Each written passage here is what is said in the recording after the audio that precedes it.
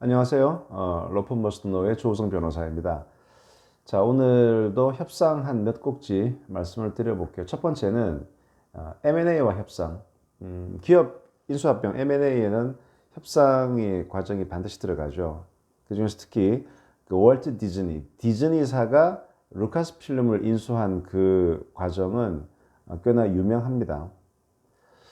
요즘 뭐 영화판은 거의 디즈니가 다 장악하고 있죠. 우리가 익히 알고 있는 마블도 지금 디즈니가 만들고 있고요. 루카스필름, 바로 스타워즈. 이상하게 우리나라에서는 스타워즈가 별 인기가 없는데 미국에서는 뭐 어마어마한 인기고, 보통 뭐 무조건 영화 새 시리즈가 나오면은 그냥 뭐 몇 조를 이렇게 매출을 일으키는, 전 세계적으로 정말 잘 되는. 그러니까 디즈니가 이 스타워즈를 만든 루카스 필름을 인수한 이 M&A 2012년도에 이루어졌는데, 그 이후에 디즈니는 엄청난 돈을 벌고 있죠. 자, 그러면 조지 루카스가 만든 루카스 필름을 디즈니가 인수하는 그 과정에서는 물론 성공적으로 협상이 되었는데, 어떤 협상의 어떤 노하우가 있었는가를 좀 말씀을 드릴게요. 우선 배경 설명은 이렇습니다. 루카스 필름의 창업자는 조지 루카스인데요. 2010년 그 당시 이제 68세. 그래서 자신의 은퇴를 계획하면서 자신이 운영하던 루카스 필름을 매각하기로 마음을 먹고 있었어요. 그래서 결과적으로 2012년 10월 30일 디즈니 컴퍼니는 루카스 필름을 40억 달러, 거의 뭐 한 4조 4천억 정도에 인수했다고 발표를 했는데요. 과연 디즈니가 루카스 필름을 성공적으로 인수할 수 있었던 비결은 무엇일까? 요거 관련해서는 외신들이 그 당시에 많은 자료가 있었는데요. 그런 뭐 뉴욕 타임스를 비롯한 외신들의 자료를 좀 취합해서 보면 이 협상 타결의 노하우는 대략 한 세 가지 정도로 요약이 됩니다. 첫 번째는 협상 당사자 간의 오랜 유대관계 구축. 두 번째는 인내심을 가지고 끈질긴 협상을 진행했고요. 세 번째는 인수 대상자, 그러니까 그 파는 사람, 조지 루카스가 되겠죠. 조지 루카스에게 일정한 역할 부여. 이렇게 세 가지로 전문가들은 꼽고 있는데요. 하나씩 보겠습니다. 첫 번째, 협상 당사자 간의 오랜 유대관계 구축이다. 뉴욕타임스 보도에 따르면 루카스 필름을 디즈니에 넘기기로 한 결정은 조지 루카스가 있겠죠. 근데 조지 루카스가 이런 결정을 하는 과정에 있어서는 그 디즈니사의 그 당시의 회장인 로버트 아이거라는 그 로버트 아이거와 조지 루카스 둘 사이의 신뢰가 큰 역할을 했다고 보도했습니다. 디즈니는 이 스타워즈 같은 그 상징적 캐릭터의 중요성을 누구보다 잘 이해하고 있었기 때문에, 또 그 캐릭터들을 어떻게 보호하고 발전시켜야 될지도 누구보다 잘 알고 있었죠. 그러니까 디즈니는 이런 예전에 뭐 미키마우스나 이런 그 캐릭터를 만들었기 때문에 캐릭터의 중요성을 누구보다 잘 알죠. 그러니까 사실 마블 유니버스를 만든 것도, 마블을 발전시킨 것도 사실 디즈니의 역할이 큰데요. 그래서 디즈니는 뭐 다스베이더, 요다 같은 이 전설적인 스타워즈 캐릭터들, 그 다음에 그들의 이야기를 만들어낸 조지 루카스에게 예의와 존중을 갖추어 대했습니다. 한편으로는 지속적으로 루카스 필름 인수에 대한 관심을 그러니까 루카스 필름을 인수하고 싶다는 관심을 표명하면서도 돈으로 접근한 것이 아니고, 그 개별 캐릭터, 다스베이드나 요다 같은 이런 캐릭터들이 정말 훌륭하다는 그런 얘기들을 조지 루카스에게 많이 했던 거죠.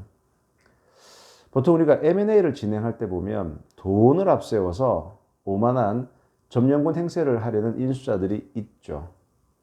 그런데 이런 접근은 상대방의 감정을 존중하지 않는 섣부른 처사가 될 수 있습니다. 특히 상대방은 조지 루카스입니다. 돈 많은 사람이에요. 그러니까 조지 루카스처럼 물론 돈 싫어하는 사람은 없겠지만은 돈에 쉽게 휘둘릴 사람이 아닐 경우, 근데 오히려 자기 작품에 대한 프라이드가 강한 사람, 이런 경우에는 더더욱 상대방의 자존심, 프라이드를 최대한 살려주어야 되죠. 사실 디즈니는 뭐 당연히 갑이죠. 막강한 갑, 그 바닥에서는 막강한 갑이었지만 절대 갑 행세를 하지 않고 상대를 계속 존중했던 점, 이것은 성공적인 협상을 위한 발판이 되었다고 봅니다. 자, 두 번째 비결은 인내심을 가지고 끈질기게 협상을 진행했다는 겁니다.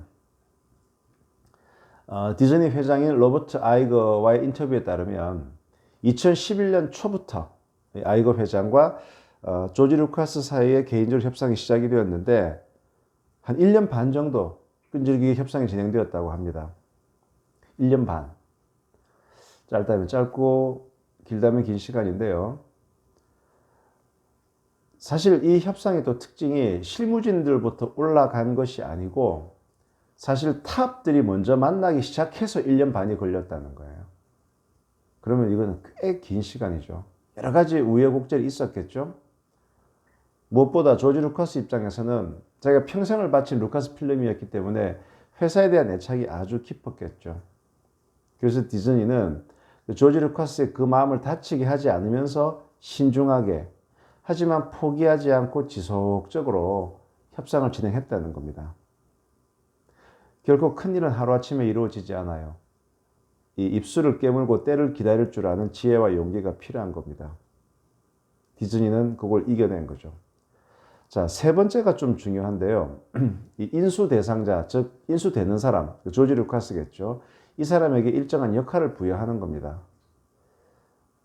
이제 어떤 좀 패키지가 있었냐 그러면, 자, 조지 루카스는 루카스 필름의 회장직에서는 물러나지만 디즈니의 그 컨설턴트, 수석 컨설턴트 자격으로 루카스 필름의 경영에 대한 컨설팅을 진행해 주십시오. 이런 자리를 준 거죠. 또한 디즈니는 자신들이 앞으로 제작하게 될 스타워즈 영화의 그 트리트먼트, 일종의 뭐 매니지먼트 같은 건데요. 그것을 루카스에게 또 맡기겠다. 그래서 디즈니가 완전 기존 스타워즈를 대체하는 것이 아니고 루카스 당신의 스타워즈를 발전시키려 하는 겁니다. 라는 뜻을 루카스에게 분명히 전달한 거죠. 그 M&A를 진행할 때 보통 인수자는 피인수자, 즉 인수 대상자의 그림자를 없애기에 급급한 모습을 보이게 되죠. 빨리 색깔을 지우려고요. 하지만 솔직히 말해서 인수되는 상대의 그동안의 그 어떤 노하우, 실패, 성공 이런 것들을 활용할 수 있다면 인수한 사람에게도 분명 도움이 되겠죠. 더욱이 상대가 조지 루카스라면 그 노하우를 활용하면 좋았겠죠. 그래서 이 디즈니는 조지 루카스에게 더 많은 스포트라이트가 비춰질 수 있도록 그를 배려하면서도 명분과 실질 모두를 얻은 거예요. 지금 협상을 진행하고 계시는데 좀 교착 상태에 빠져 있다고 하면 내가 너무 내 입장에서 뭔가를 막 가져 올리는 데만 집중하고 있는 건 아닌가. 뭔가 상대방에게도 명분을 주고 조금 더 뭔가 이렇게 예우해 줄 수 있는 그걸 보통 이제 영어로 스위트 옵션이라고 하는데요. 그 달콤한 옵션을 줄 수 있는 게 없는가를 한번 고려해 볼 필요도 있습니다. 한번 정리를 하면 큰 협상일수록 조급증을 내면 안 됩니다. 큰 솥을 달구려면 오랜 시간 아궁이에 불을 때워야겠죠. 두 번째, 상대가 업계 거물일수록 또 나름 그 어떤 비즈니스에 대한 프라이드가 강할수록 그 자존심을 최대한 배려하고 또 그의 노하우를 살릴 수 있는 역할을 부여해야 될 필요가 있습니다. 상대는 돈보다 자존심과 역할에 더 큰 가치를 부여할 수가 있을 거고요. 세 번째로, 이거 아주 중요합니다. 진심 어린 존경, respect, 존경을 표하라는 거죠. 상대가 그 사업에 그동안 쏟아왔던 애정과 노력에 대해서 경의를 표하라는 겁니다. 이는 협상에서 여러분들의 입지를 더 좋게 만들어 줄 겁니다. 그래서 첫 번째 꼭지는 디즈니가 루카스 필름을 인수하게 된 그 과정에서 어떤 좀 이슈들이 있었는가, 그리고 협상을 성공적으로 이끌게 된 인수 협상을 성공적으로 이끌게 된 비결을 한번 살펴보았고요. 자, 그 다음에 두 번째 꼭지로 제가 예전에 칼럼을 한번 쓴 게 있는데요. 제목이 이런 겁니다. 다른 사람을 추천해 드려도 될까요? 다른 사람을 소개해 드려도 될까요? 라는 이 화법을 언제 적절할 때 쓰면 괜찮다라는 이런 취지인데 한번 들어보실래요? 자, 협상력이 크면 클수록 당연히 우리한테 유리하죠. 근데 이 협상력을 손에 쥘 수 있는 좋은 방법 중에 하나는 이런 거죠. 아, 이거 뭐 저를 찾는 곳이 많아서 뭐 꼭 이게 아니라 하더라도 이 딜이 아니라 하더라도 뭐 괜찮습니다. 그러니까 이 일에 그다지 목을 메고 있지 않다. 연애도 비슷하죠. 오로지 당신밖에 없다라고 하는 것보다 좀 이렇게 뭐랄까 밀당을 하는 이제 그런 경우가 뭐 연애 기술이라고도 하는데 정말 내가 이 딜에 목숨 걸고 있다라는 그런 걸 너무 적나라하게 보여주게 되면 오히려 협상력이 줄어들지 않습니까? 그런 의미에서 좀 내가 쿨하다. 뭐 안 해도 돼요. 뭐 다른 사람을 추천해 드려도 될까요? 라는 이 표현은 이런 그 메시지를 아주 쉽게 표현할 수 있는 대화법 질문입니다. 이렇게 다른 사람을 추천해 드려도 될까요? 이런 표현에는 다음과 같은 강력한 의미가 숨겨져 있죠. 뭐 너한테 꼭 필요한 일은 아닙니다. 저는 뭐 이 분야에서는 뭐 최고니까 뭐 혹시 그쪽이 입장을 바꾸지 않으면 저는 안 해도 돼요. 이런 말이 사실은 숨어 있는 거예요. 그래서 적절한 타이밍에 다른 사람을 추천드려도 될까요? 라고 질문을 하면 효과는 뛰어나다고 할 수 있습니다. 자, 이 질문을 아무 때나 하는 것이 아니고 언제 해야 되냐, 좋냐 그러면 협상이 교착 상태에 빠졌을 때입니다. 예를 들어서 이쪽이 뭔가 가격을 제시했는데 상대가 난색을 표현하거나 뭔가 우리는 정당한 가격을 제시했는데 뭐 가격을 후려친 다음에 그보다 더 올려줄 기미가 보이지 않을 때 이런 때죠. 이때 뭐 다른 사람을 추천해 드려도 될까요? 좀 더 싸게 하실 수 있는 분을 이렇게 질문함으로써 상대로 하여금 좀 돈을 좀 올리게 압박을 주든가 또 상대의 협상력을 한번 시험대에 올릴 수가 있습니다. 이 질문의 효과적인 이유는 다음 세 가지 이유 때문에 그래요. 첫 번째, 이 뻔히 뭔가 보이는 상대방의 허세에 해볼 테면 해보세요 라고 맞불을 놓는 거죠. 그래서 언제든 나는 이 협상을 그만둘 의향이 있다는 걸 분명하게 전달하는 겁니다. 두 번째, 상대 당신이 말입니다. 나하고 거래를 성사시키고 싶다면 당신의 제안 내용 그것 좀 다시 생각해 봐야 돼요 라는 것을 정확하게 알려주는 거죠. 그 다음에 이 말 자체는 이게 협상을 내가 그만둘 수도 있다라는 분명한 의사를 전달할 뿐만 아니고 뭐 경쟁자인 타인을 내가 오히려 추천해 줄 수 있어요. 어떤 자신감이 바탕에 깔려 있다는 걸 보여주는 거죠. 근데 물론 이러한 반응은 여러분 스스로가 어느 정도 업계에서 조금 알려져 있는 평판이 좀 있어야만 효과가 있겠죠.